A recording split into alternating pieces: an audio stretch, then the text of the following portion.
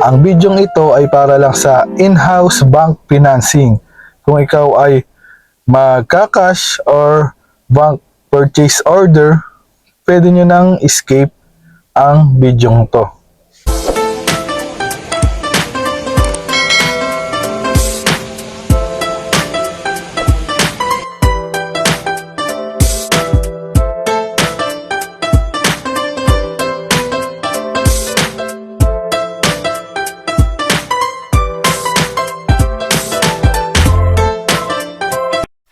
Hello mga ka-auto, magandang araw. Welcome back to my channel.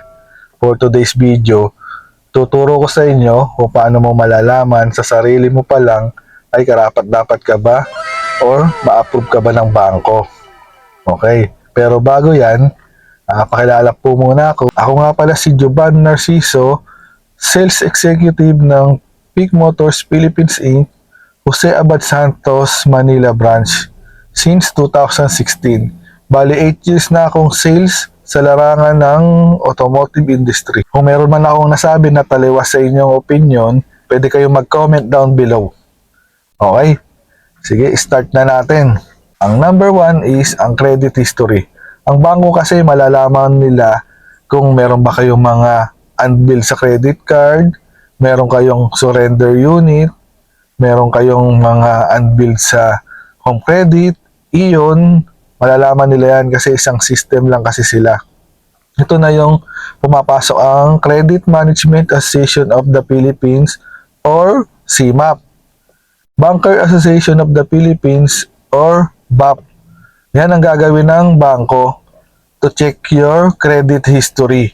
Kahit meron kayong minamatlihan, tapos lagi kayong delay, nakikita rin nila yan. Yan na ang poor credit history naman ang tawag doon.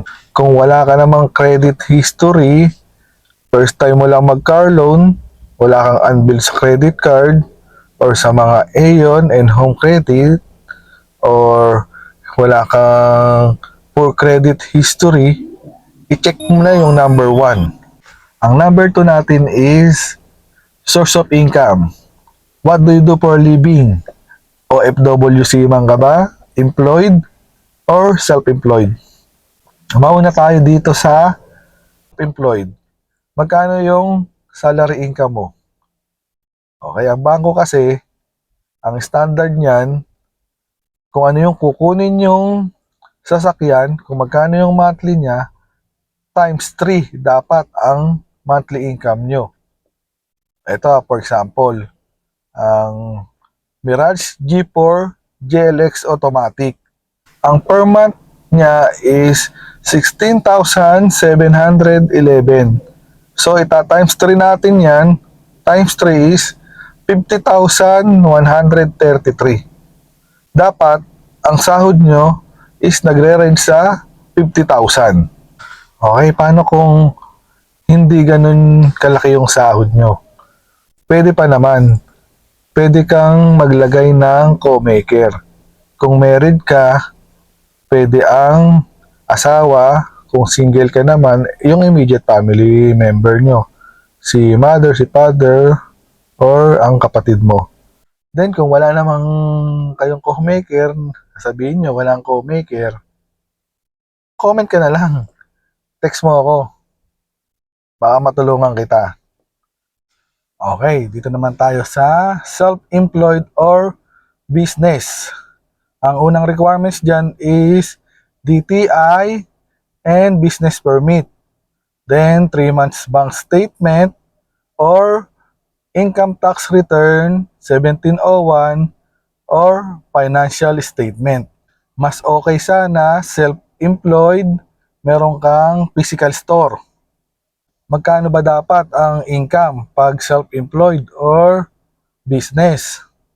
Usually sa mga na-approve sa akin, ang nagiging income nila is umaabot sila ng 80,000 pataas para ma-approve. Pero yun nga, sabi ko nga, depende sa standard ng bangko. Okay, dito naman tayo sa OFW or SIMA. Take note, dapat ang main borrower nito ay nasa Pilipinas. Tapos, ang co-maker, siya yung nasa ibang bansa. Kaya mas maganda kung married. Kasi kung married, ang hihingin lang niya is contract and 3 months proof of remittance at saka mga government ID and proof of billing. Pero pag single siya, ang magiging borrower niya is yung kanyang pinapadalang remittance. Tapos, meron pang hihingin sa kanya na special power of attorney na ipakoconsularize niya sa Embassy ng Pilipinas kung saan bansa siya. Okay, isa kang employed, self-employed, or OFW seaman, i-check mo na yan. Ang last natin is parking. Dapat meron kayong naka-allocate na parking space sa inyong sasakyan o ang tinitirhan nyo, mapa-own man yan, living with family, rented, or company provided.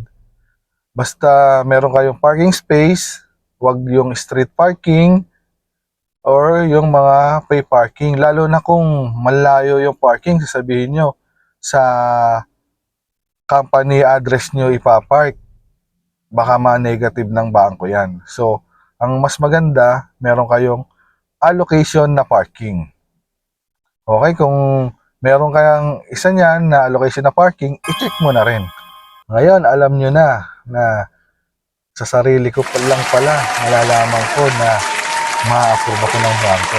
So, confident ka na. Kung meron kayong mga question or pwedeng i-clarify natin, mag-comment down below lang kayo. Tapos, ako na bahala sasagutin yan. At gagawa pa ako ng maraming video. Mga kaoto, kung nagustuhan nyo ang aking video, i-like and share nyo na rin. At kung bago ka pa lang sa aking channel, mag-subscribe ka na. And don't forget to hit the notification bell para lagi kang updated sa mga bago kong videos, sa mga tips ko and mga promos. Okay mga kaoto, yun lang. Thank you for watching.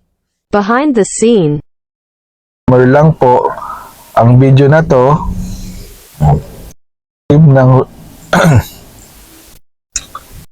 magandang araw channel. Ako nga pala si Jovan Narciso which